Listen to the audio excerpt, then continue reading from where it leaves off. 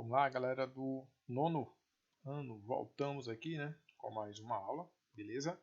Onde nós vamos continuar a falar do Oriente Médio, beleza?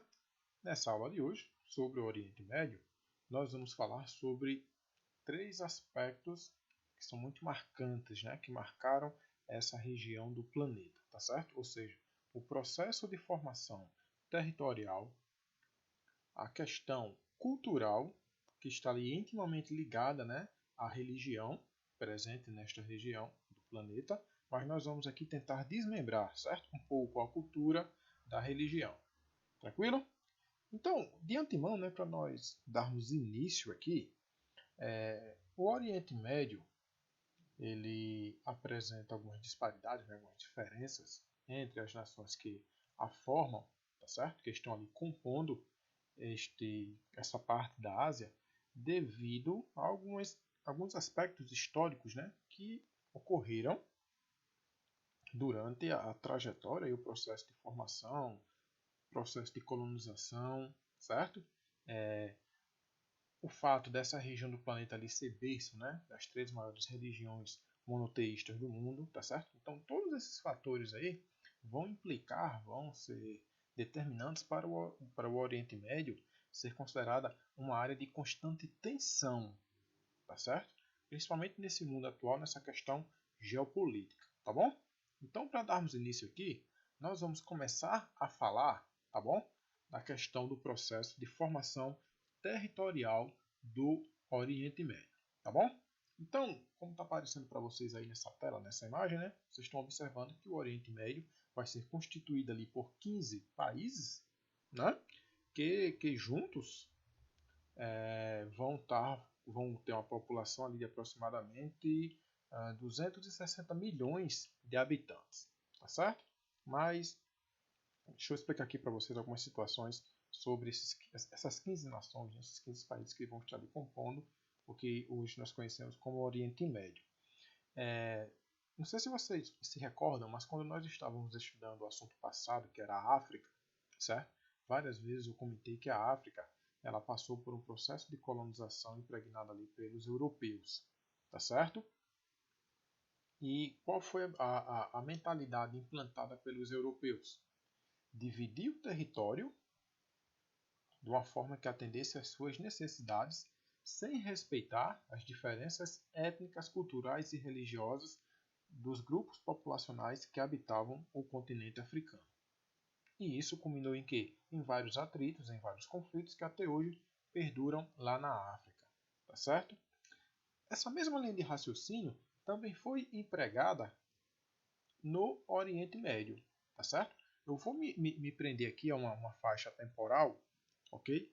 Claro que numa aula de história, né, ou se eu tivesse mais tempo aqui, eu iria me aprofundar um pouco mais. Mas eu vou me atentar aqui ao século XIX, certo? Do século XIX até os dias atuais. Tá ok? Então, se nós fizermos um recorte na história, vamos ver aqui a partir do século XIX. O que foi que ocorreu? No século XIX, a maior potência mundial, certo? Capitalista da época, era a Inglaterra, certo? E a França tentando acompanhar a Inglaterra onde a Inglaterra fosse. Então, o que ocorreu? Aqui no Oriente Médio, lá no Oriente Médio, ingleses e franceses tentaram se impor na região e conseguiram, tá certo? E começaram a fatiar o território, começaram a dividir entre eles, sendo que a mesma linha de raciocínio que foi usada lá na África, eles não respeitavam as diferenças étnicas, religiosas e culturais dos grupos, das tribos que habitavam o Oriente Médio. Isso vai culminar em quê? Futuramente? Em atritos. Se essa já era uma região do planeta que naturalmente tinha atritos, tá certo? Imagina chegando lá as potências europeias da época com verba, com dinheiro, para poder manipular, certo? Os grupos líderes, né? Os líderes, né? De cada comunidade, de cada tribo, de cada país que ali existia, tá certo? Para poder manipular, para poder injetar dinheiro, e agora você é meu aliado e a gente vai tentar crescer na região, então para isso eu vou ter que dividir aqui, dividir ali, tal, tal, tal, tal. Sendo que nessa divisão, nem franceses e nem ingleses respeitavam essas diferenças étnicas, tá bom? Por que eu me reportei ao século XIX? Pelo seguinte, até o século XIX, essa região do planeta, ela vivia meio que em paz, tá certo? Porque existia ali um Império Otomano, né? E esse Império Otomano, ele estava presente em alguns países, tá certo? Ele tinha ali influência, né, dos turcos, né? Dominado pelos turcos, e ele estava presente na Europa, na parte da Turquia, que está inserida no continente europeu. Esse império ele se estendia ali até a região que hoje é o atual Iraque, tá certo? Incluindo também parte do Kuwait e parte da Pérsia, né? Que hoje é a atual Irã, tá certo? Então o Império Otomano era representado por esse conglomerado de países, ou seja, eles estavam presentes em toda essa área aí, tá certo? Vejam que eu falei aqui dos persas, eu falei dos turcos, né? Vai ter aqui os árabes, certo? E o que acontece? Esses grupos étnicos diferentes viviam meio que em harmonia porque existia um fator que fazia com que a paz reinasse nessa região. Que fator era esse? A religião. Beleza? Que religião era essa? O islamismo. Era não, era o islamismo. Então, a presença do islamismo fazia com que as nações que habitavam essa região vivessem, tivessem ali uma trégua, não tivessem atritos, né? Comercializassem, né? Existia até o comércio entre eles, existia um certo respeito. A partir do momento que chegam os colonizadores lá, né? Os europeus, principalmente franceses e ingleses, e começam a se tornar presente nessa região, que começam ali a fatiar o território, começam a comprar, certo? Os líderes das tribos, das comunidades, enfim, essa paz começa a se fragmentar, certo? Essa paz que existia, ela começa a ter arbitrariedade. Atritos tendem a acontecer e ocorrem até os dias atuais. Beleza? Então, de acordo com o processo de formação, né, com o apoio dos países colonizadores, aí, dos países capitalistas, nós podemos observar que algumas nações surgiram a princípio. Né? Que nações, que países foram esses criados? Tá certo? Foi possível observar o surgimento da Síria, certo? A Síria, né, sob domínio francês, o Líbano também sob domínio francês, aí eu vou ter o Paquistão sob domínio inglês, a Transjordânia, que hoje não existe mais, é apenas Jordânia, sob domínio inglês, o Iraque sob domínio inglês, Omã, domínio inglês, tá certo? Então, todos esses países aqui foram criados em um primeiro momento, né, depois que os colonizadores começaram a se instalar na região. Depois, com o passar do tempo, né, outras nações secundárias foram sendo criadas até se fragmentarem aí hoje em 15 países. Beleza? E o Oriente Médio ele vai atrair a atenção do mundo, tá bom? Pelo fato de ser, por alguns motivos, né, que já foram trabalhados aqui, tá certo? Mas os dois principais são o seguinte: o seu posicionamento estratégico no globo terrestre, tá certo? Que já foi falado anteriormente em outras aulas, e a presença do petróleo, que eu vou falar daqui a pouquinho, tá certo? No próximo vídeo eu vou estar falando sobre o petróleo, nessa aula aqui não. No próximo vídeo que vai vir na sequência. Beleza?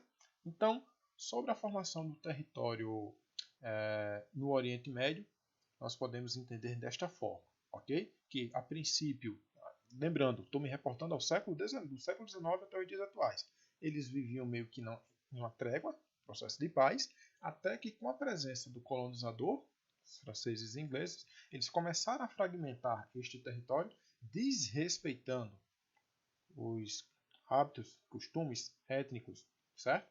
Religiosos e culturais dos povos e das tribos que ali habitavam e, consequentemente, isso começou a gerar atritos, porque o território começou a se fragmentar e interesses começaram a ser impostos, né? Começaram a prevalecer. Beleza? O próximo tópico, ele vai nos trazer a questão da cultura, tá certo? Então, A cultura no Oriente Médio ela é muito marcada pela presença da religião, tá certo? A religião ela vai ser determinante para o restante ou para determinar a cultura no Oriente Médio, tá certo? Mas vale salientar, né, que como já falei no vídeo, na tela anterior, é nessa região onde nós vamos ter ali o berço, né, das três maiores religiões monoteístas do mundo: o cristianismo, o judaísmo e o islamismo. Nessa região do globo prevalece o islamismo, tá certo? Como tem aqui, né, a religião árabe, né, vai prevalecer aí o islamismo. No vídeo, na próxima tela, eu vou tentar diferenciar aqui para vocês, né, as diferenças que nós vamos poder observar entre o islamismo com os sunitas e os xiitas, tá? Na próxima tela vai ter mais informações, então eu vou me aprofundar um pouco mais nessa questão da religião. Eu vou dar ênfase maior aqui à questão da família árabe, tá bom? Como se comporta, como se caracteriza, né? É o seguinte, a cultura árabe, certo? A cultura no Oriente Médio, ela vai caracterizar-se como uma cultura muito, como é que eu posso colocar para vocês aqui, tradicionalista, muito tradicional, tá bom? Então, isso significa o quê? Vamos partir aqui no campo homem-mulher, né? No campo família. O que acontece? Na família árabe, na cultura, a mulher ela vai ficar responsável, né, pelos afazeres domésticos, pelos afazeres de casa, tá certo? Já o homem ele vai ser o responsável, né, pelas tomadas de decisões, pela questão do trabalho, enfim. Pelo fato de ser bem tradicional, isso até é um pouco complicado assim para nós falarmos hoje, né, no contexto atual que nós temos hoje de mundo, tá bom? E por essa questão da luta, né, de gêneros, né, a questão da igualdade que a mulher sempre reivindica, tá certo, tá correto, tem que reivindicar. Então, essa visão lá no mundo árabe, isso quase que inexiste, tá certo? Só para vocês terem noção, foi no ano de 2019, ou seja, o ano passado, que a mulher pôde começar a dirigir lá no Oriente Médio, no Oriente Médio não, desculpa, lá na Arábia Saudita, tá certo? Até 2018, era proibido a mulher andar no banco da frente de um carro. Lá na Oriente Médio, não, desculpa, lá na Arábia Saudita, que fica no Oriente Médio, ok? A mulher só podia andar no banco de trás. Então, a partir de 2018 ali, né, foi como liberou-se para a mulher andar no banco da frente. E em 2019, o ano passado, foi quando a primeira mulher ela pôde dirigir um carro lá na Arábia Saudita. Tá certo? Então, essa questão da família, da cultura da família lá no Oriente Médio, ela vai caracterizar-se por ser ainda bem tradicional, tá certo? Aqui no Brasil, nós ainda até observamos isso nos interiores, certo? Nos interiores é possível você observar essa questão da mulher ela ser bem submissa ainda ao homem, tá certo? Que esse contexto urbano que nós vivemos aqui nas cidades, é, é, você vê essa questão bem igual, né? A mulher ali, ela já, no contexto, até no contexto familiar, né? Muitas vezes você tem a mulher sustentando a casa toda, né? Muitas vezes o marido está desempregado e a mulher quem trabalha e ela quem traz o alimento para casa, beleza? Então, a questão da família árabe, nós podemos observar que ela ainda se apresenta bem tradicional. Outra coisa, né, sobre as famílias árabes, vamos poder observar que eles vão ter um número gigantesco de filhos, eles vão ter muitos e muitos filhos, né, até porque a religião ela incentiva essa questão, incentiva que as famílias tenham muitos filhos, tá certo? Outro ponto que nós podemos observar, que isso aí eu não, não, quem sou eu, né, para dizer que não acho isso interessante, mas é meu ponto de vista com relação à educação, até porque eu sou professor e eu tenho que brigar pela educação. Então, lá no Oriente Médio, infelizmente, o índice de analfabetismo ele é gigantesco, tá ok? Porque é meio que não é obrigatório a criança ir para a escola, certo?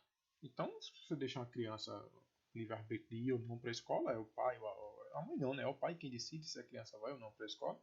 Então, como não é obrigatório, como não é determinado por lei, como é aqui no Brasil, por exemplo, aqui no Brasil existe uma lei, se a criança não tiver matriculada até 5, 6 anos de idade, o pai ou a mãe podem responder judicialmente, né?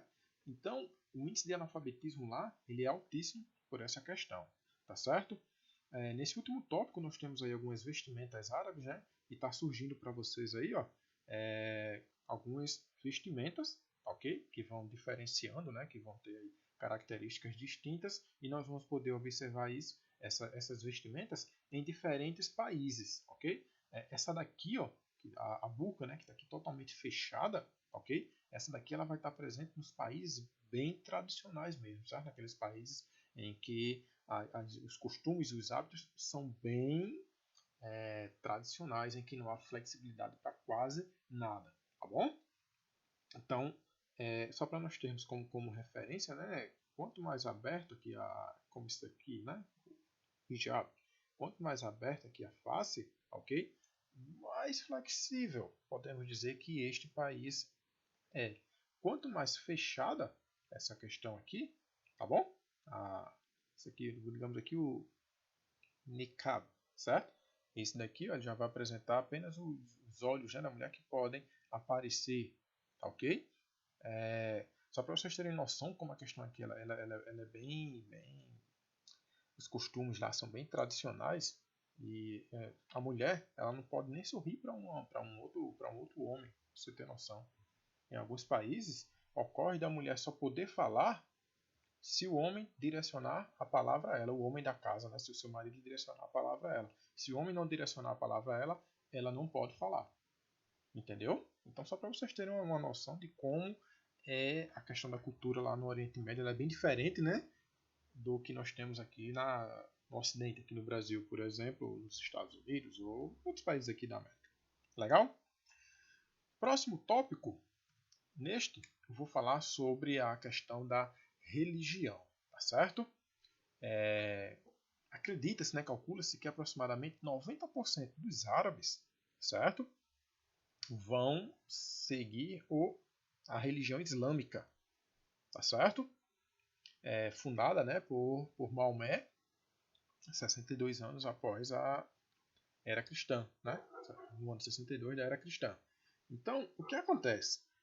Os outros 10% que vão sobrar vão vão representar ali as outras religiões, como o judaísmo, o cristianismo, certo? Que também vão ser observadas lá no Oriente Médio, ok?